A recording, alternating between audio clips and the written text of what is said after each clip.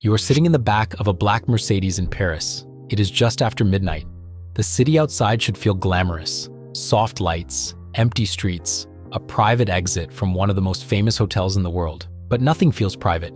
Motorcycles are behind you, cameras are waiting, a plan is already falling apart. And the woman in the back seat is not just a princess anymore. She is the most hunted celebrity on Earth.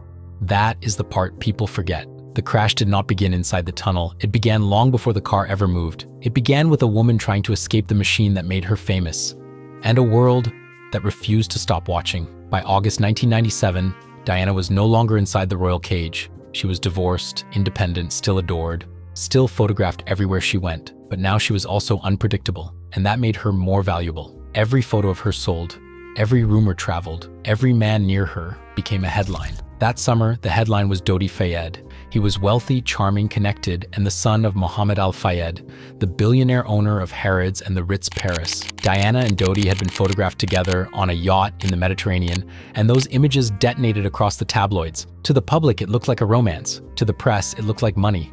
To the royal world, it looked like a problem. And by the time Diana arrived in Paris on August 30th, the pressure around her was not cooling down. It was tightening. Paris was not supposed to be the final chapter. It was supposed to be a stopover. Diana and Dodi flew in from the Mediterranean and landed at Le Bourget airport. They were expected to spend a short time in Paris before heading back to London. Simple, quick, controlled. But nothing about Diana's life was controlled anymore. The couple went to the Ritz Hotel, which was owned by Dodi's father. That should have made it feel safe. Instead, it turned the building into a magnet. Photographers knew where they were, reporters knew where they were. The story had one question hanging over it: what exactly was happening between Diana and Dodi? And then came the detail that made the entire day feel even more loaded: the jewelry store. Dodi went to Repossi, a luxury jeweler near the Ritz. Later, rings were brought back to the hotel. The rumor machine did what it always did. It started building a story before anyone could confirm the truth. Was this an engagement? Was Dodi about to propose?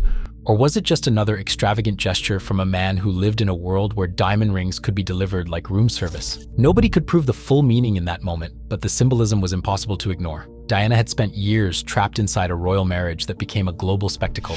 Now in her final hours, the press was circling again, ready to turn her next relationship into another worldwide drama.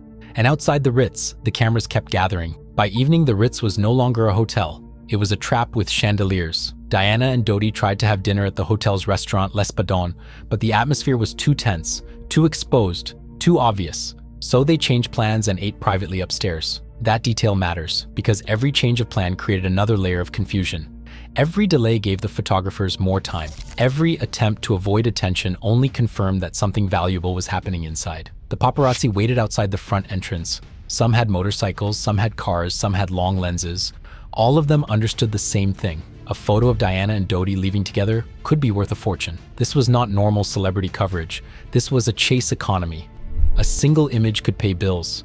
A better image could change a photographer's career. And Diana had become the ultimate prize. Inside the Ritz, security started looking for a way out. That is where Henri Paul enters the story. Paul was the deputy head of security at the Ritz.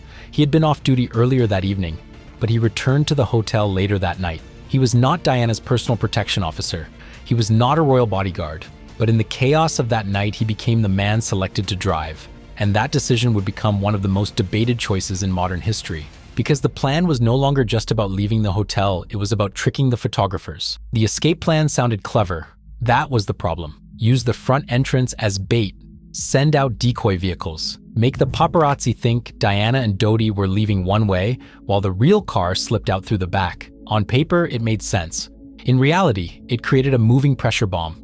The couple would leave from the rear service exit in a Mercedes S280. Henri Paul would drive. Dodi's bodyguard, Trevor Rees-Jones, would sit in front. Diana and Dodi would sit in the back. No police escort, no royal-level security operation, no calm exit through a controlled perimeter. Just a high-value target, a rushed plan, a hotel driver, and photographers who were not going to be fooled for long. Around 12:17 a.m., the Mercedes left the Ritz. For a moment, the plan appeared to work. Then the chase began. Motorcycles followed, cameras followed. The pressure moved from the sidewalk to the street, and now the story was no longer about romance, rings, or royal scandal. It was about speed. This is where the night starts to feel almost impossible to slow down. Because once the car pulled away, every mistake before that moment came with it. Henri Paul became one of the central figures in the aftermath. Official investigations found he had alcohol in his system. That became a major pillar of the official explanation. An impaired driver moving too fast, under pressure from pursuing photographers. But even that detail became controversial.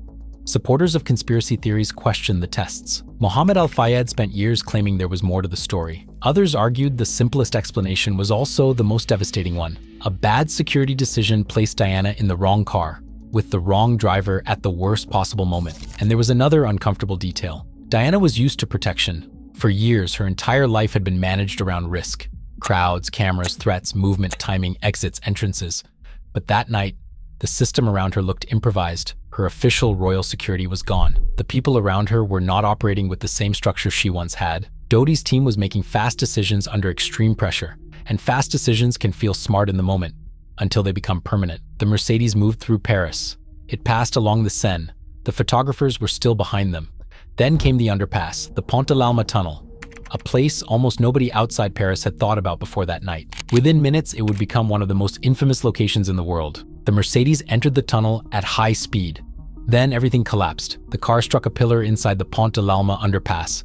The impact was catastrophic. Dodi Fayed and Henri Paul were gone at the scene. Trevor Rees-Jones survived, badly injured. Diana was still alive when emergency crews reached her.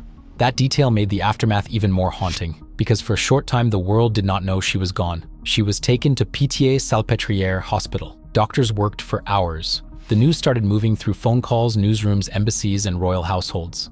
And then, around 4 a.m., the announcement came. Diana had passed away. She was 36.